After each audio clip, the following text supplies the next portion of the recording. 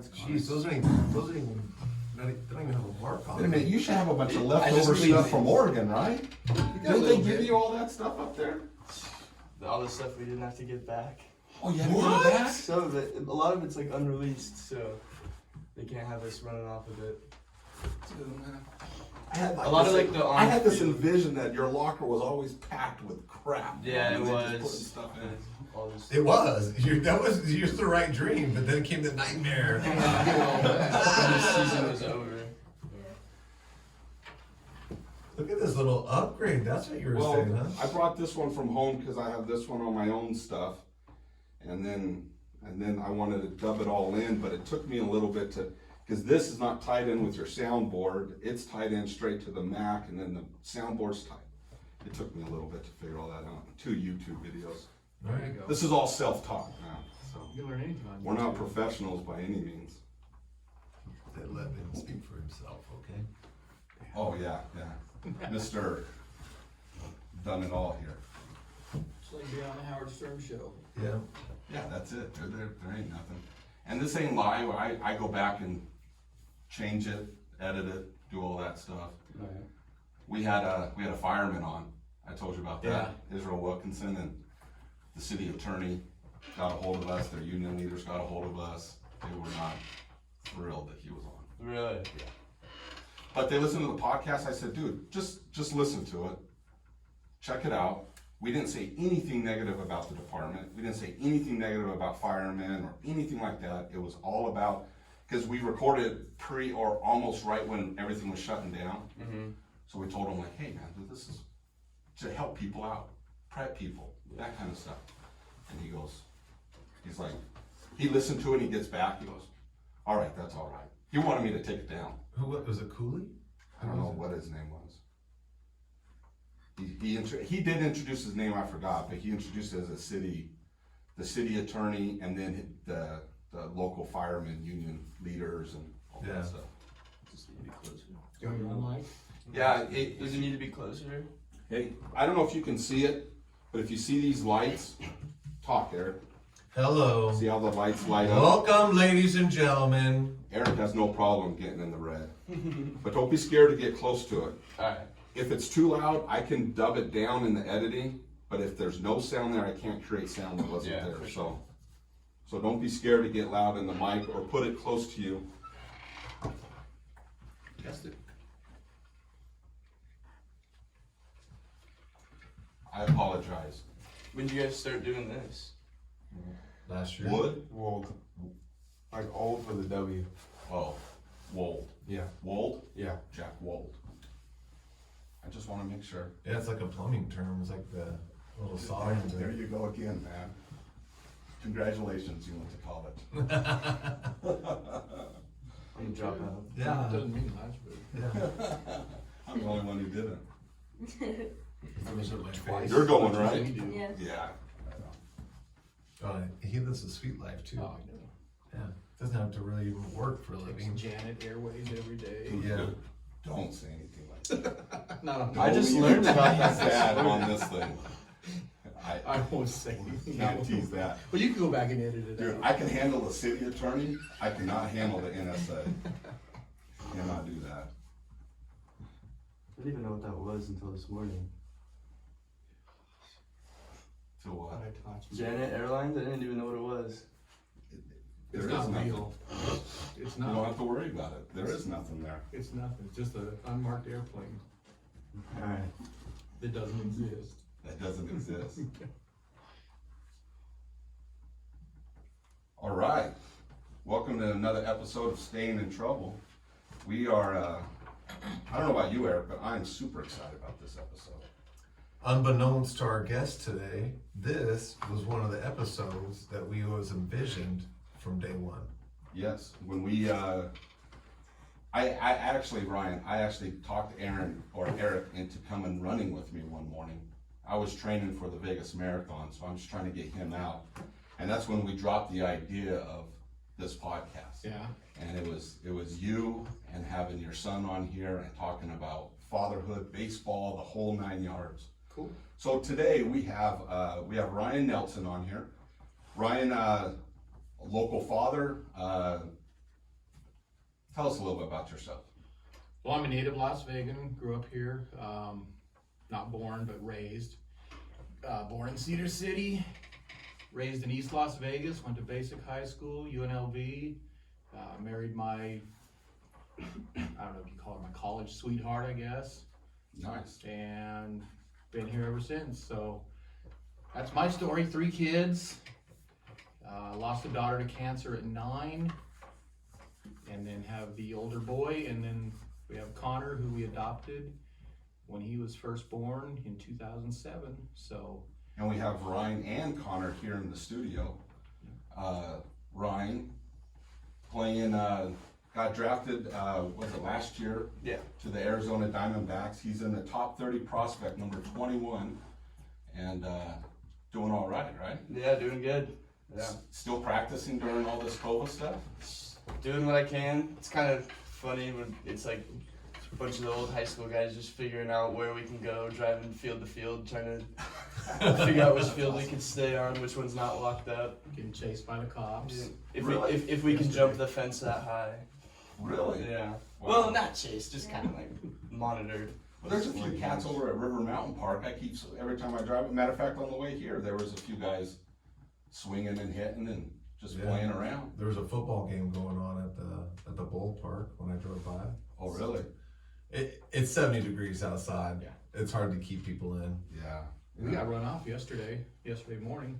Really? Yeah, we had, 9 or 10, Same exact probably too thing. much. And then cop came by right when we were finishing up and, Good timing. yeah, told us we couldn't be on the field was closed. Really? Yeah, which I thought it was an open park, 6 feet away. 6 feet away. This stuff is getting Oh, crazy. it's nuts, so packed it up, went home. Right on. And we have Ryan's little brother, Connor. What's up, Connor? What's up? So what grade are you in, Connor? 6? And you're playing ball too, huh? Yeah. Man, I heard a sad story. You guys were supposed to go to Cooperstown and everything. Yeah, that sucks. It got canceled. Yeah. This thing's messing everything up. Yeah. We're glad you're here. Thanks. And we have, so, family friend. Me and Rye went to high school together, played ball when we were young. Yeah, so basic high graduate. Right. You were on the same team that you guys won the state championship. Correct. Now a junior at UNLV, Yes. first baseman, Mm-hmm. Jack Wold. Jack Thomas Wolf. Jack Whoa. Thomas. Yeah. I'll remember that. Jack Thomas. Yeah, Right that's on, new. man. So, there's a lot of stuff in here that we can unfold today. Dude, You know, tons. Jack, right now, college sports, hot topic, without revenue flowing in, are there gonna be college sports? Ryan, first and foremost, we've got these young men in here and, part of, if anyone has ever had any involvement in Little League or AAU or baseball on any level, you know that, a parent's commitment is high. And so let's start with that. Let's start with the fatherhood first. Oh yeah, that's right. That was like our 10-minute introduction of everyone. Yeah. Now let's get into the fun stories. Yeah. Where did your passion for baseball start? Mine came from being a kid playing myself, going as far as I could in high school. Had a full ride to BYU back in the day when you had full rides, and in the summer tore my elbow up and I was done. But I always loved coaching. Even when we didn't have kids, I was coaching. I coached my younger brothers, both of them I think, and then got married, had kids, had our daughter first. Didn't know a darn thing about girls softball, so sat back and watched. He came along, and I think he was 5 or 6. Started in Henderson Little League playing t-ball, went all the way through. Started a club team when he was 9, I think, and it just kind of took off from there. Just big commitment. Coached basketball, coached football, and just loved doing it. No trouble ever getting them out on the field. No, not at all. Not at all? No. They're different. Him and Connor. Connor's but once he's there, he's into it. But no, Ryan would just wear me out. I'd come home from work 4 or 5 o'clock, and it's like, let's go throw, let's go hit. dog tired, arms hanging, hurting, but we still went. Still kept You know, going. find a place to go, find somewhere to work, somewhere to hit, and work on pitching, and I guess the rest is history for him. Yeah. So, but exactly. yeah, a lot of time. I mean, not like it wasn't fun for me. I mean, I couldn't sit and watch, but being on the field coaching, it was a blast. So, And I mean, you still coach today, right? You're coaching Connor's yep. club team. And What's the name of the club team? They're the Spartans, it's the Spartans Nevada Baseball Club, Nice. and they're really good. It's a good team.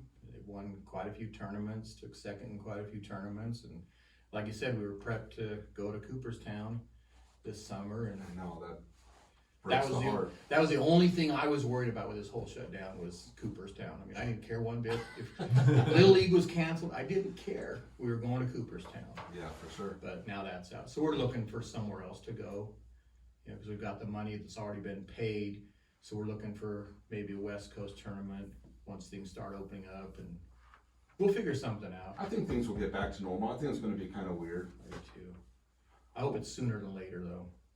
What about you, Ryan? Have you heard anything about any of your leagues? Like right now, you're playing at, correct me if I'm wrong, Hillsboro Hops. Right? Yeah, that's where I was at last year. Okay, on the short. Short season, low A.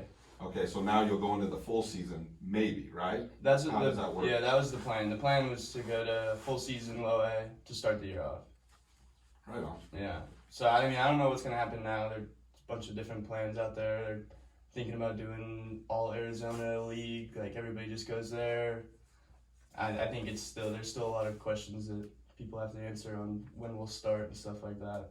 It's all just speculation right now. You working with any coaches now? I mean, they'll reach out to us every once in a while. The trainer keeps up with us, but right now I'm just kind of doing my own thing, feeling out the body, figuring out what feels right, and just trying to stay in good shape for when they do tell us to come back and get going. Right on. Yeah, Harper's posting a lot on Instagram. He's in his garage and in the Yeah. street I and know. all over the place. I don't know what street he's on, but he's somewhere here in town. Yeah, people are getting creative for sure. Yeah. They don't quite have the Harper workout gym in their garage, but they got a little one in the backyard. going Yeah, on. we got the minor league version of that. And what about you, Jack? What are you guys doing on the collegiate level? We're like completely canceled. Guys went home. I got friends all from all over the country that we played with, so like they're all packed up their apartments, canceled their leases, they're gone. Like, Oh, so man. we're definitely not gonna be starting up this year because guys have called in already. And then what about scholarships? Have they talked to you about scholarships next year? Because I mean, that's the big, like in theory, that's how you get quote unquote paid. And if there's no sports, there's no money, you know, how are we going to work that out? And I mean, that's a hot topic. I don't want to go too deep into it because I think we could probably spend 45 minutes. You know, I think, you know, almost everyone in here, even Connor probably has an opinion on collegiate sports. So like, just give us your cursory, what do you, I mean, cause this got you in a pickle. Yeah. Good analogy. Yeah, I'm pretty, I was worried about it because like it's like the first time I've ever not really had a plan of like what's gonna happen, what I'm gonna do. Right. So like just been running scenarios through my head, you know, if they did or didn't give back eligibility, what size the draft gonna be, you know, how big's the team gonna be next year, am I gonna have my same scholarship, everybody, like stuff like that. Yeah, like you kind of run all of it through your head and you just kind of like at one point you just step back and it's kind of like I can't control anything. I just kind of gotta like stay with the updates, honestly.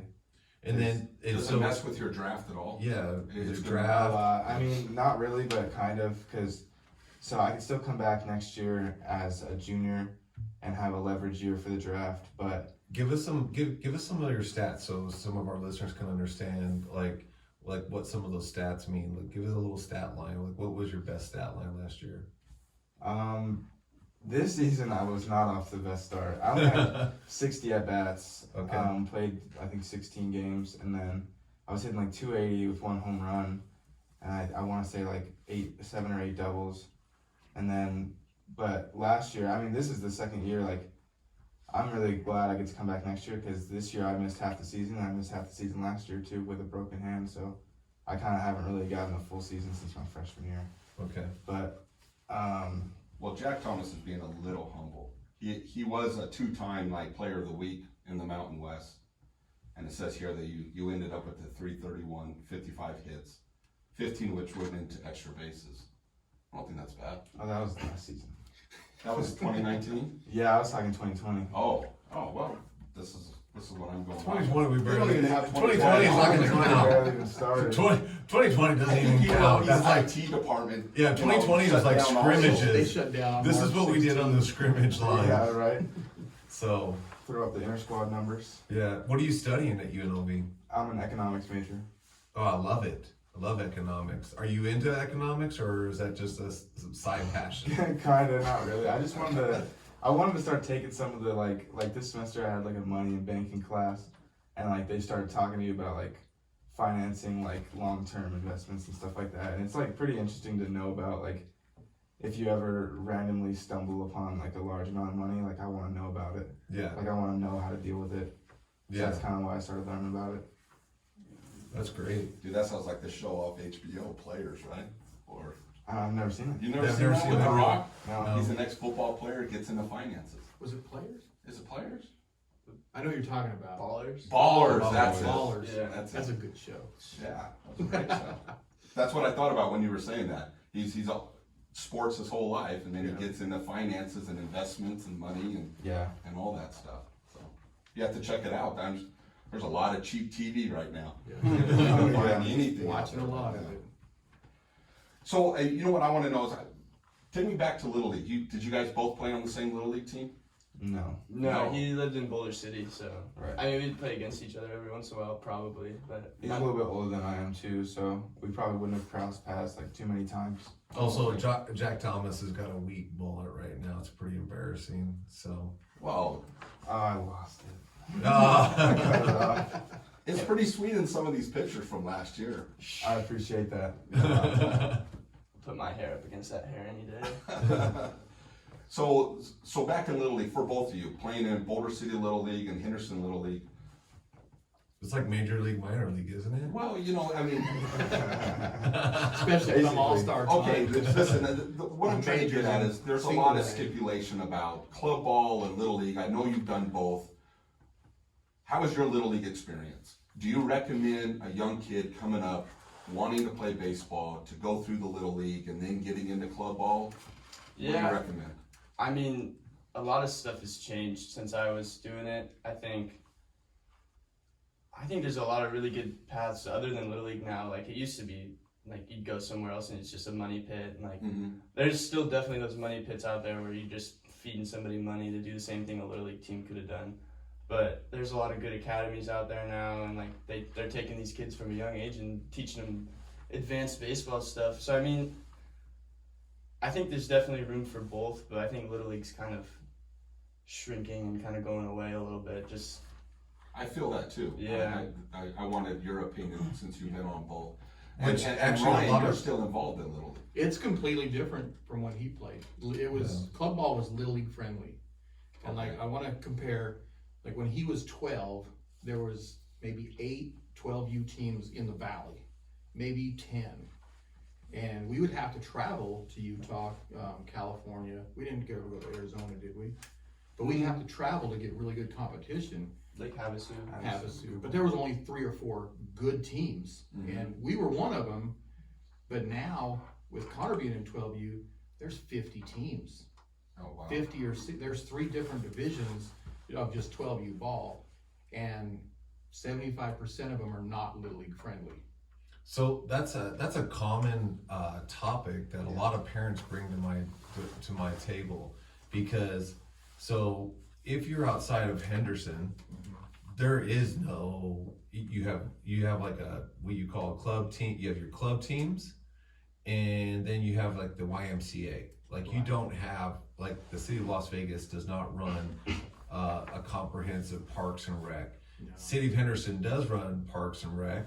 Henderson Little League, I think, is really like level appropriate. Do you feel like the current system might be leaving some talent on the table? Like, because if you're not in the club rotation, you're not getting, like, in theory, you're not getting prospected. Like, there's athletes that are like, like a lot, like our families, I've always advocated for more baseball in Henderson. A long time ago, I wanted where the current Aviators Park is.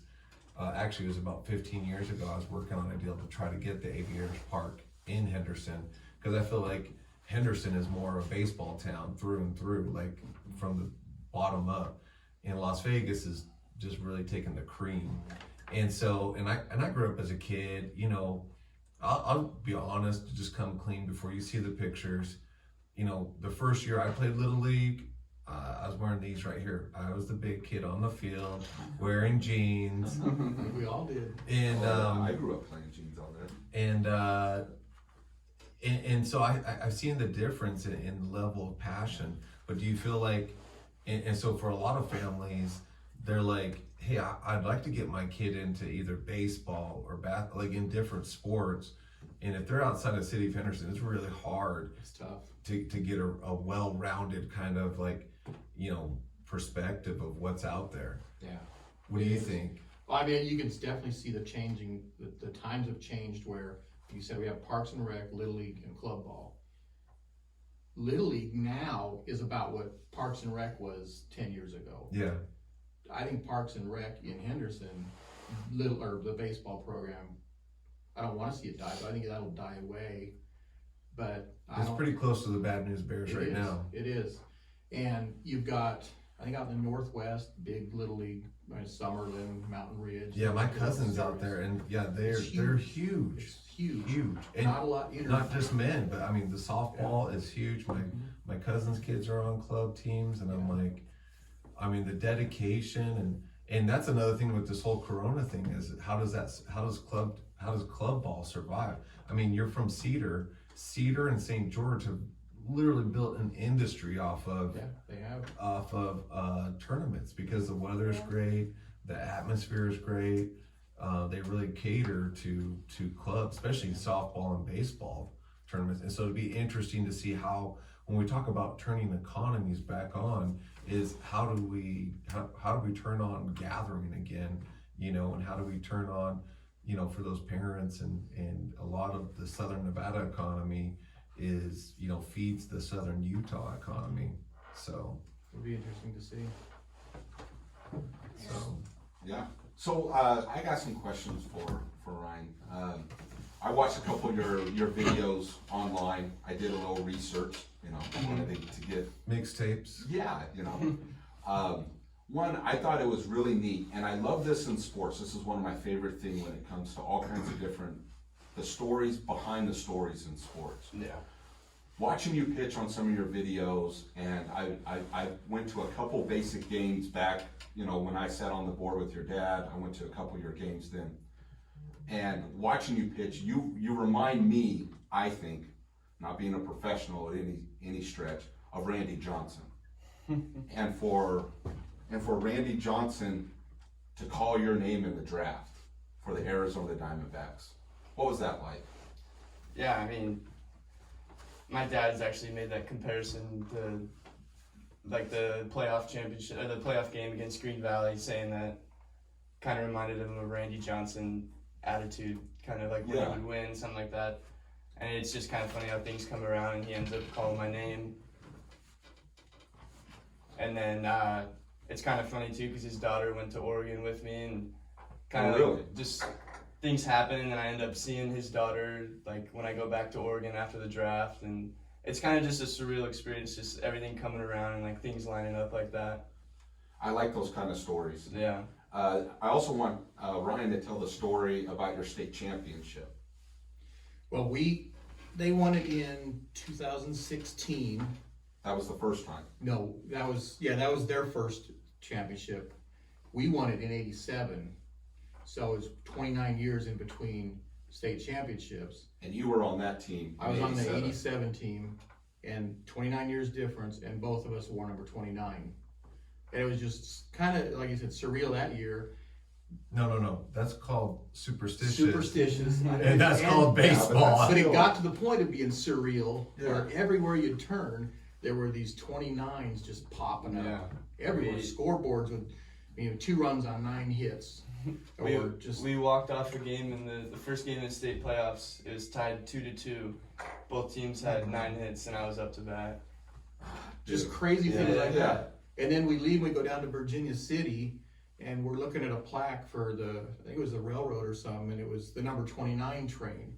So just like everywhere you turned that year, you were seeing this 29, just numerology or whatever it was. I don't know, I don't believe in any of that stuff, but It was that the railroad was built in 1929. yeah, but it had and the number of the train was number 29. Story in here today. So I like that. yeah, and that was cool. It was just, and it was a long, and his coach and I played together in high school, so just kind of like things just keep coming around, and it was a really cool year. Yeah, those kind of stories just fascinate me. Yeah. I always say, man, if they don't have baseball in heaven, I'm wasting a lot of time in church. I'm for it now, I'm telling you. I'm gonna be pretty upset when I get up there if I do. But anyways, yeah, no, those are fascinating stories. Now, I watched the one video. What went through your mind when that ball came back at you? You know exactly which one I'm talking about. Yeah, that was the second I time. hope that doesn't happen all the time. It was the second time that game. That the inning move. I only threw 3 innings that day. First inning, good inning. Second inning, I get drilled in the thigh with a line drive. I think it was like 98 off the bat. Oh, man. 98 off the bat to the thigh. End up like it scoots over to the first base, and I try to go make a play on it. Like I'm limping over there because it hurts pretty bad. Like right after, people are like, "Oh, I didn't even feel it." I felt it. Yeah. And I barely made it over to first. Guy ends up being safe, so I finished that inning. Go into the dugout, and it just starts tightening up. So I'm like stretching it. And I only have 1 more inning to throw, so I go out there and two quick outs, and I hang this guy a curveball, and it just comes right at my face, and I'm like, had so much time to think in the moment. I was like, not again. This is not happening. So I just like tried to get out of the way, and it went right in my And you glove. caught it right there. Yeah. Dude. I like how you walked off the mound like just another day at the Like office. it's no big man. deal. Yeah, I think it takes some time to process what really happened. So I was like, Oh yeah. couldn't really believe that actually happened. So being up there on the mound as a pitcher, have you always wanted to be a pitcher? Or I did think, you just fall growing into it? up, I never pitched. I was always He was terrible, I absolutely guess so. terrible. I love this interview. Let's get to the dirt. We couldn't put him on the mound. He'd hit everybody, walk everybody. But we didn't have a shortstop either. Yeah. We never had. We took him off short. He pitched. Nobody could make a play, and he walked everyone. So sorry. But anyway, he turned out pretty good. Yeah. I well, mean, yeah. I guess I first found out I wanted to pitch probably like sophomore year of high school. I was like, my arm started to kind of come around. Before that, I was just the small little kid who couldn't throw hard, wind blowing my fastball around. So then once I started to build up a little velocity, I was like, okay, it's kind of fun. Like being able to get guys out is fun. So then once I started getting better at it, like it just totally took everything over. I didn't want to hit anymore. Hitting was not fun at all. Because I just knew what I could do to hitters, and I would always think that those opposing pitcher could do that to me. So I was just always mentally crushed when I walked up to the plate. So that's when I found out I wanted to be a pitcher. And it's just fun being up there striking guys out. And just like whole game, everybody's watching you, and you strike 3 guys out in an inning. You're the one that got your team back in the dugout. It's just a good feeling being in control. And hope I never lose it. You get nervous up there? I don't know. I Are you would able to say- shut everyone out? Yeah, I wouldn't say I get nervous. I think I did, like, the nerves kind of just lock me in. And makes me a little bit more focused. I'd say I do get nervous, but I kind of like it. That's awesome, man. Yeah. That's awesome. Now, down in Hillsboro, do you guys pull some pretty big crowds? Yeah, we would. And now, correct me if I'm wrong, last year you guys won the championship. Yeah, we did. Okay, so big crowd then? We had terrible weather during the championship series. We would pull like, this might not be right, but I want to say like 8,000 to 9,000 some games. Like I think 4th of July we had almost 10,000. Nice. But championship series, like we opened up at home and there was probably like 2,000 just because the weather was terrible. But we walked off a game at home in the first round, and then we walked off a game with a home run in the championship series. It was a crazy experience. Nice. Yeah. So, right, what's more? I mean, because I think for a lot of kids, you're living the dream, right? And so what's more surreal? Like when you're actually playing games now as a professional, or the night that you got drafted? Like what one do you think is, because you know a lot of times kids will get drafted and they boogie out, right? Either they don't have the work ethic, they don't have, you know, or life happens. Yeah. And so then they're like, hey, I got drafted but never really played. Yeah. And now you are playing, right? And so what's more surreal for you to say, hey, I actually I'm actually getting paid to play a game I love, or the night that you got drafted when it actually all came to kind of a little amount, like you can look back and go, well, there's one milestone that a lot of kids are like, honestly, go to bed at night dreaming of. Yeah. I would probably say the night I got drafted was more surreal because I got a call from my agent like 5 minutes before they picked me. I saw Randy Johnson call my name, and then I didn't hear another thing for like 2 days. So I was like, did I get drafted? Was it a it dream? was all, it's all kind of just like a big process, and it's not the most organized process. So it kind of, sometimes you feel like you might be left in the dark, but I wonder if they do that on purpose. Hey, let's not call the kid. yeah. Just wait. Just let him stew I it don't- for a little while. I don't want to say I Let's didn't see hear if he's anything. really watching TV. Yeah, I got a call from the scout after it happened, and he was like, "Okay, we'll be in touch." But then I didn't end up signing for like another 2 weeks after that. I ended up going back up to school in Oregon and going back out. So there was probably like a 2-week period where it felt really surreal, where I was like, You're like, it's been printed, And it's on a TV. You can't believe everything you Did- see in "Did TV. I get drafted? I'm still at college." So that was like a surreal period. And then once I started playing, it was just like back to business as usual. Like we're throwing every day. We're just playing baseball again. And Ryan, what about you as a dad? I mean, that's a long process. I mean, It did it was. fulfill some of your dreams, or?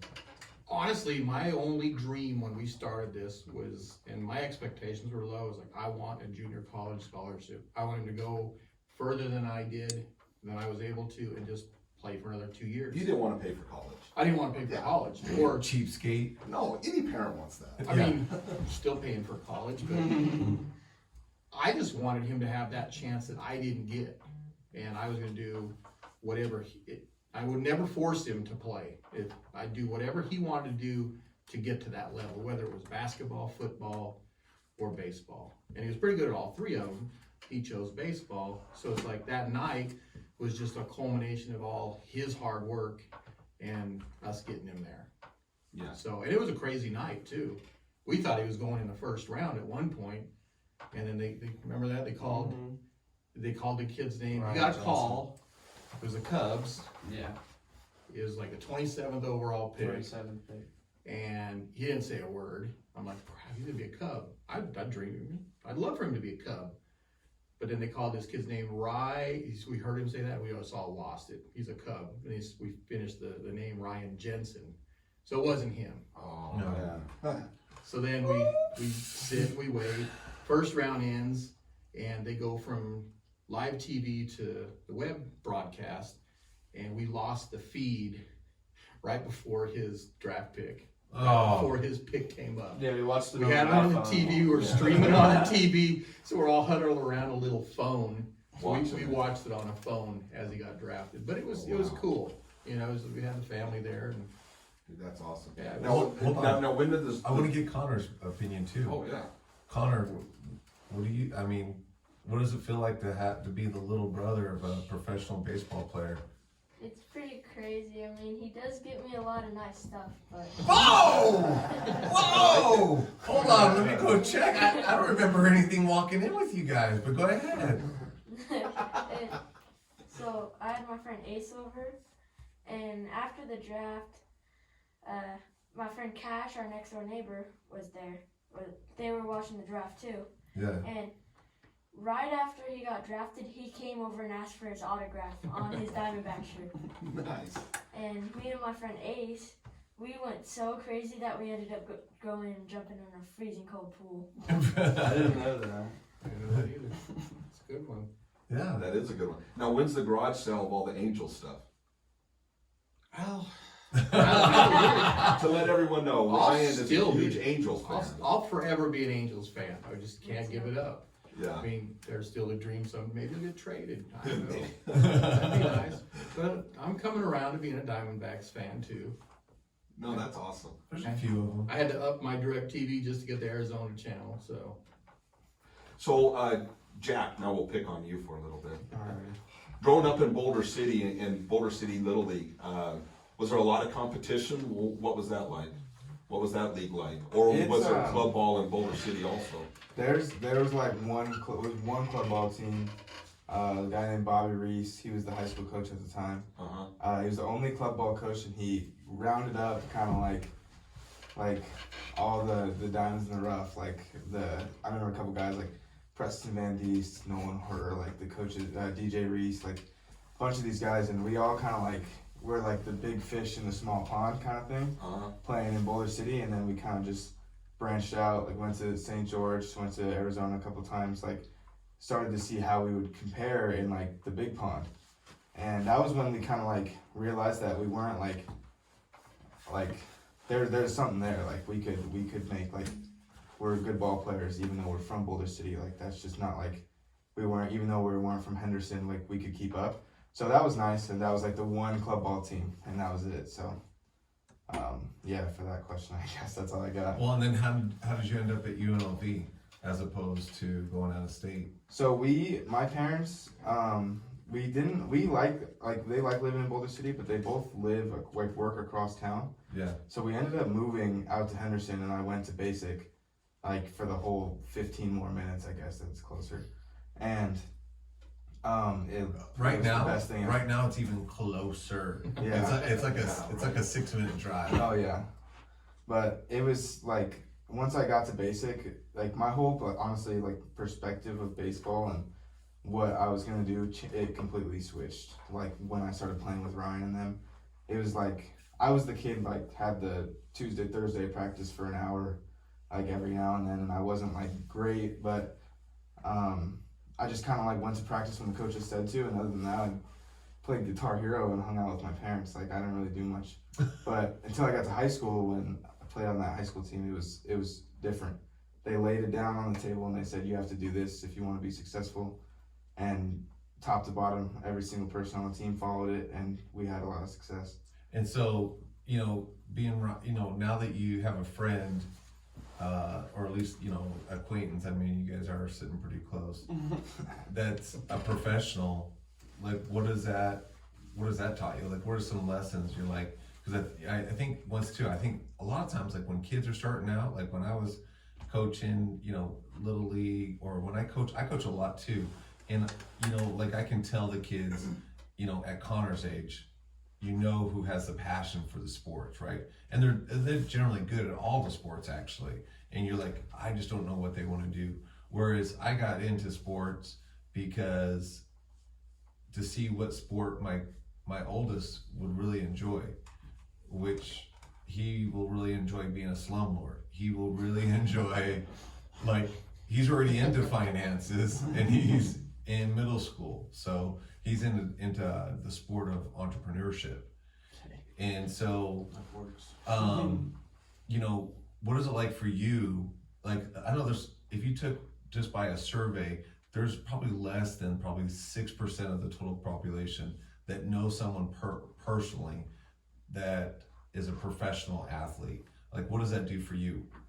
It's fine. It's funny you say that. I've never heard those numbers before, and it kind of shocks me because our whole world like is like this baseball community, and at this point, like where I'm in my last few years of playing amateur ball, like I know a lot of guys now. Like we know a lot of guys across town who have been drafted, who are playing pro ball. Guys, there's the big names, the Bryce Harpers, the Chris Bryants.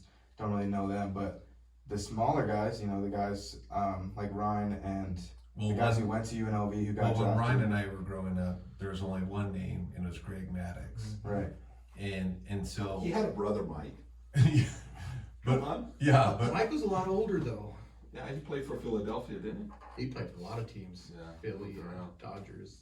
and I think that's just an expression of like you know, where Vegas has gone in the baseball community, and I think so.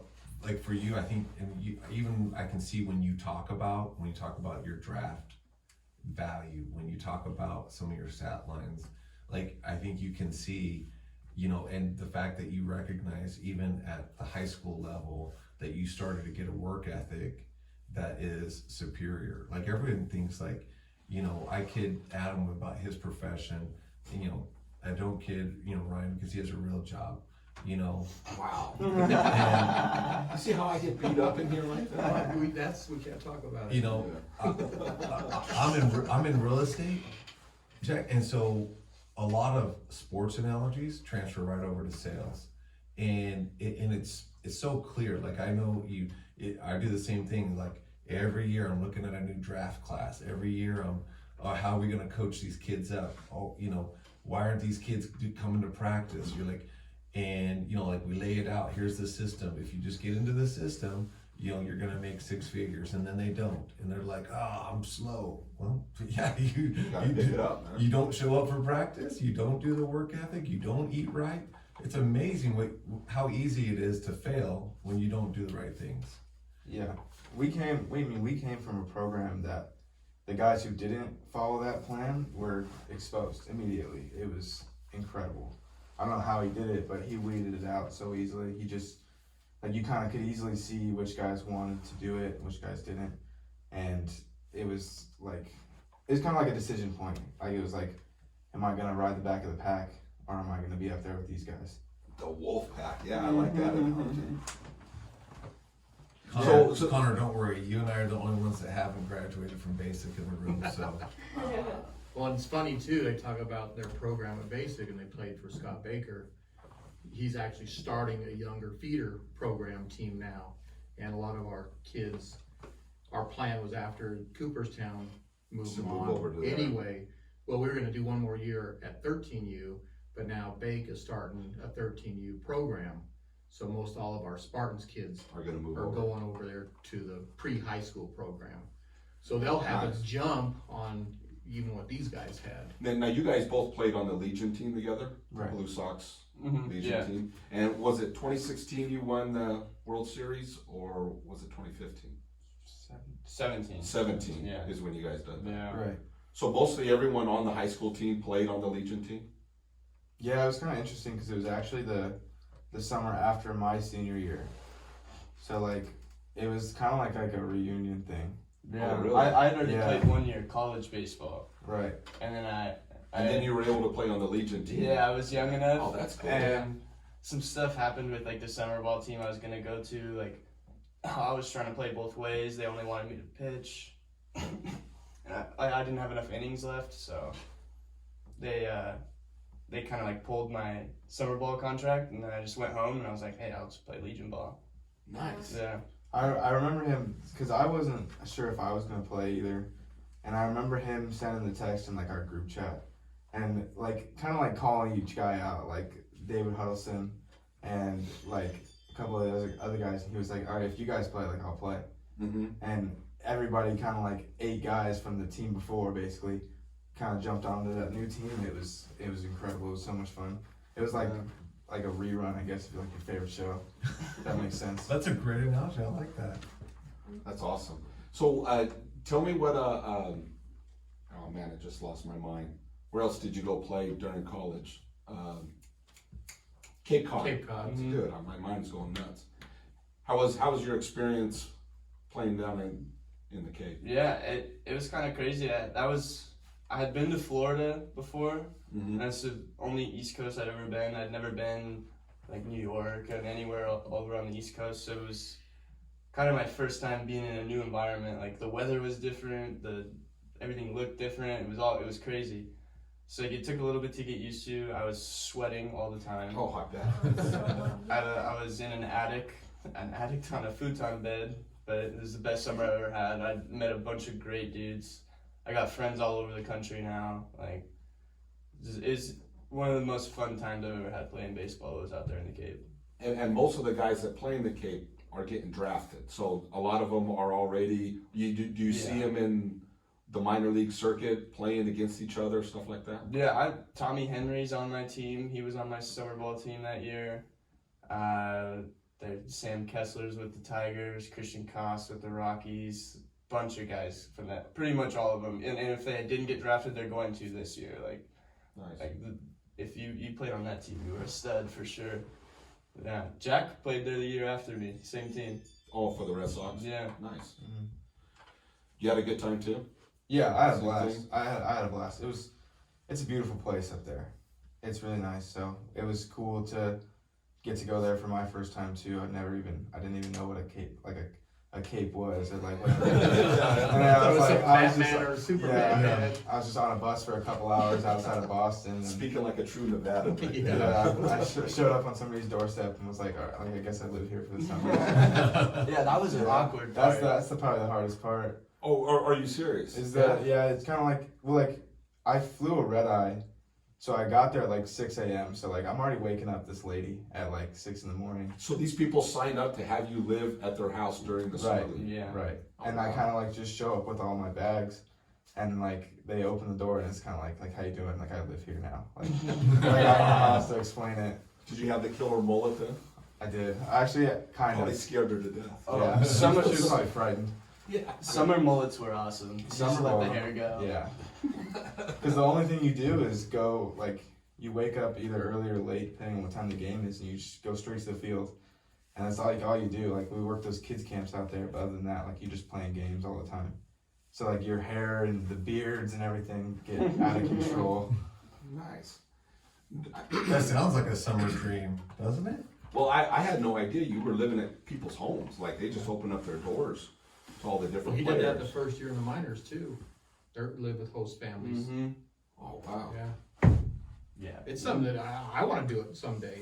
I'd love to move That's to a town that fascinating. has a summer program just to be a host family. I think it'd be cool. Yeah, there's like the Fun. I still talk to. I'm very close with the host family I lived with when I was in Wisconsin. Like after my freshman year that summer, I was up in Wisconsin and that family was great. Like they were super nice the day I showed up, and like I ended up getting really close with them, and like they came to Vegas all the way from Wisconsin, and watched some games, and I keep up with them all the time. So it's a cool experience. Nice. So is there some big time players coming up in the UNLV squad right now? I mean, Yeah. some, Yeah, Jack Thomas. Jack Wolf. Thomas. yeah. Yeah. Besides the great first baseman. Yeah. No, there's definitely a lot of like we got some freshman arms that are showing some really big potential. And a lot of guys like we got Adarian Williams. He's going up to the Cape next summer or this summer if it happens. He's gonna play for Orleans, another team up there. But he's pretty good. We had a couple freshmen, like I said, the third baseman, Sardina, some JUCO transfers from CSN that had a really good chance. Kid from Cyprus was hitting like 390. Wow. It was extremely impressive. So I think we got some pretty good talent. I definitely think Southern Nevada is a hot spot for Oh, yeah. baseball. So what do you think is the hardest to get drafted in? To be a pitcher or to be a hitter? I mean, you could be a lights out pitcher or you're just smashing the ball. Which one do you think is, when the scouts come looking, what do you think they're looking at the most? Hitting is the hardest thing to do on earth. So I think getting drafted as a hitter would be the hardest thing to do. I think honestly it's the other way around because because I think so because like when it really boils down like whether you're left or right-handed like there's so many arms like there's 15 arms on every team and there's 3 starters in a college rotation so like yeah but like you got to be like one of those dudes in order to get drafted like as a pitcher and as a hitter you could start every game for 56 games. Well, I think the lineup. mechanics of pitching is so much more precise than hitting. Yeah, hitting is technically the hardest thing to do on earth. You're hitting a ball at a high velocity, but I think we've proven that you can train that. Like if you look at the amount of we're kidding about Bryce Harper's gym, but the amount of between gym time, like you can't. There's no like gym time remedy to make a pitcher, and I think they've proven it that with the right coaching, you know, with the right coaching, the right mentality, you can actually make a decent hitter, you know, and you can, you know, I think the hitting coaches would come in and tell us, yeah, you know what, I can take a kid like you, Eric, who's like below average and get them to somewhere higher, but pitching, it's usually, it's, you know, it's either there or it's not. And you know, and it's not just, you know, it's not just passion, it's a mental game in pitching.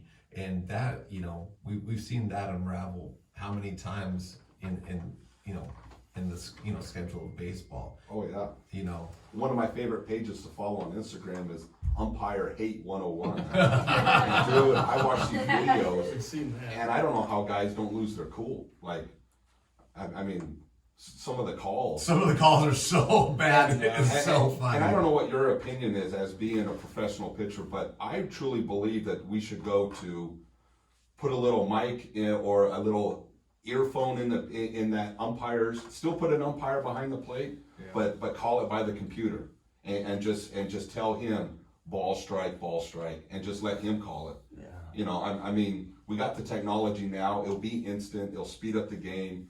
Less fights at the plate, and then still put an umpire there for the calls at home.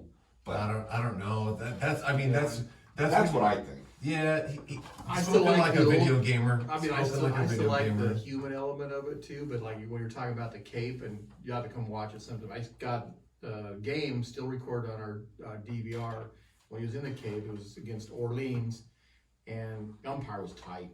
I mean, he wasn't giving anything off the corners. You had someone struck out. We thought there's an 0-2 count.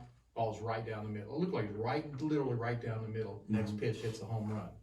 It was that game that it was getting dark. Off of Off of you, you. me. The game that was getting really dark, He's really like, quick. a home run off of You're me. in at the end. Yeah, don't He hit a remember. bomb, and he just stares the umpire down as the kid's running the bases. So you could see like that part. Yeah, if you have the computerized umpire, he's out. Instead, the umpire blows the call. Next pitch, the home run, 3-run home run, but or 2-run. But it's just that human element. I kind of like it. But as a pitcher, it would piss me off. Oh yeah. You know, you throwing right, and then we see it even at their age. You throwing right down the middle of the plate. He doesn't call it a strike. Next thing you know, you bounce one in the dirt, strike. It's like, come on. Yeah.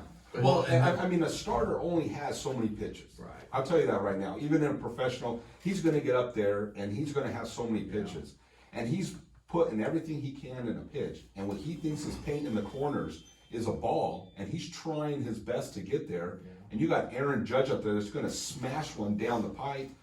Dude, you're not going to give him that kind of pitch. I will say one thing. It's frustrating. Watching these games where there is the strike zone, like on the TV now, and you can see it, pitchers are crybabies a lot of the time. They want way more than they deserve, and I get like that too. Like, I'll throw a pitch, and I'm like, man, like, it's probably a ball, but you should call it a strike. Like, that, he caught He it was so good looking. Like, and then like the catchers, like there's catchers who can turn balls into strikes. Like, it just kind of takes that out of it. It takes away like a whole, like, catchers work on that like religiously. They work on being able to get pitches, and Place just, like, that pitch, right? it takes like a whole element out of their game, and like totally changes them. Like, same thing with taking out the collision with the catcher. Like, it takes an element out of that game. Like, what catchers used to have to be big, strong guys to be able to take a hit, but now that element's gone. So now you're seeing smaller, less physical catchers. The best day of softball for me was when I got to toss someone. They were charging the plate. Threw them off to the side. Didn't even ball. I mean, I tagged them, but I tagged them and threw them at the same time. So Is this slow pitch? yeah. Oh yeah. You throw a guy down. That could be dangerous, man. Anyways, no, yeah, I can see where, you know, I don't know. I just always thought that we would get better calls with the technology that we have. I totally understand the history of the game. I want to keep the game Have you? as How often pure do you as we umpire? can. I don't umpire, but it is That's why. frustrating. I wanted to tell Jack, I coached the last 2 seasons of juniors all-stars. Managed both of those teams, and we lost in the final game to Boulder City. And I could not get by him. And the coach there, great guy. He's a friend of mine. I mean, like, super good dude. We never had any problems, but they had some really good players, Henderson boys. Yeah. But they had really good players on the team, and we just couldn't get by them. But there was one game we were so close, and it was calls at home. It was those kind of calls that were just driving me crazy, and it was just making the game frustrating. And I just wish that obviously that's a little league level. I'm not expecting those kind of best calls on the little league level. I understand who I was working with, but at the same time, when you're putting millions of dollars into a pitcher and you're prepping a pitcher like they're doing for you, are they getting you ready to be a starter or maybe into a relief position? Yeah, we're working as a starter right now. Nice. Yeah. Is that what you want to do? I mean, being a closer is so much fun. Like, that's ending a game is way better than starting a game. That's all I gotta say. I can't remember the closer. My favorite pre-game baseball interview was with the New York Yankees. It was during a World Series, I think early 2000, 2001 or something like that. I forgot the closer's name. And he was eating, he had a napkin with 2 cannolis in it. And the reporter kind of made fun of him before the game, like, hey, you're gonna have to run those off. He goes, shoot, I'm a closer. I'll have 4 more hot dogs before I'm going out to the field. Yeah. And that attitude, like, dude, I'm gonna go out there, Yeah. 2 innings, knock these guys out, and win the game. Yeah. So he's chilling in the bullpen, eating and having a good old time, That's and then so funny. and then warms up and goes out there and does work, man. Yeah. Connor could probably tell you about me in the bullpen in the cave. Oh, I was like his snack runner out there. Yeah, because I was just closing out in the Cape, and that was the first time I had ever been just a pitcher. Like, I was like officially hung the bat up that summer. Mm-hmm.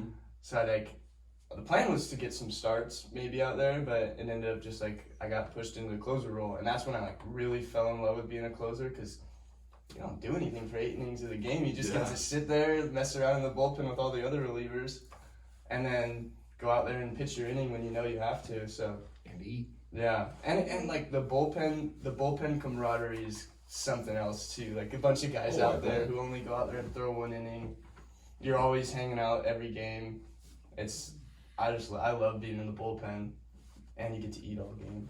My dream job is a bullpen catcher. That'd be sweet. I would totally do I that. would too. I would sit there and You just- can make a lot of The money doing bullpen's it. got to be the best place on the field easily. When I DH'd my whole freshman year. Uh-huh. I DH'd a lot this summer. I spend a ton of time in the bullpen. Oh, really? Oh yeah. Like if I was depending on where I'm hitting, like I could get out in the first inning and then like I'm all frustrated and angry and everybody else is trying to stay composed. So I just kind of like jog down to the bullpen, hang out with some of those guys for a little bit. Yeah. There used to be like we actually had a dog in our bullpen a couple of times. It was our hitting coach's dog. And I would get out and I would run down and go hang out with the dog for like an inning. And then after that, I would run back to the dugout because I'd have like 2.5 innings off before I start hitting again. Yeah. Oh, that's awesome. There's usually some sort of mischief going around in the bullpen. So what kind of snacks would he eat, Connor? A ton of Oreo ice cream sandwiches, Exposing Uh, me. You're exposing me. They right had now. great The food pregame at hot Cape, meal. too. dogs, all kinds of stuff. Donut burger. Yeah. Hamburger. A donut burger? Yeah. It was a YD specialty out there in the Cape. Cut a donut in half and put a burger in it. Oh man. Apparently, chef's Jelly action. Donut was the favorite to go to, but I never went there. I just went. Just sounded disgusting. I just to went me. glazed in a burger. No cheese. See, I can't do that KFC.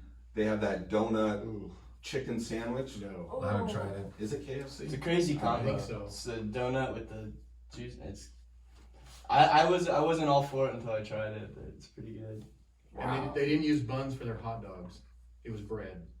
Oh yeah. Just straight up a slice of straight- bread? Like It was like- it was a piece of bread fashioned like a bun, so it was round, but it was bread. It was like a Cane's It- Texas toast. It was like Yeah. 2 Cane's Oh, that Texas sounds toast. delicious. connected It was in good. the bottom. They got it like delivered every week because I Yeah. remember we got rained out and then we had like an away stretch, and my host mom was like an incredible cook, and she was in charge of all of housing.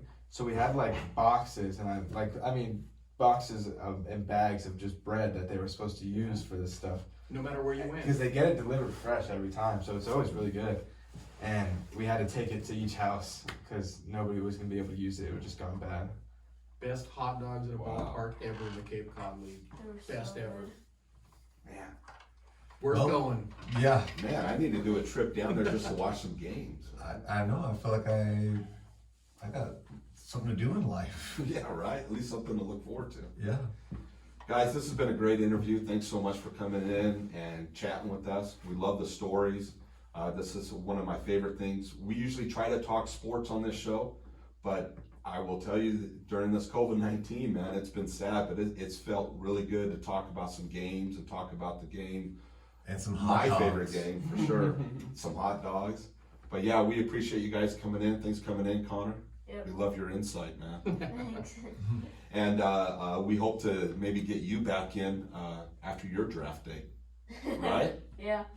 Got to work hard. Uh-huh. You got a good example, though. You got a good example. So we appreciate it, and we appreciate everyone that tunes into the podcast.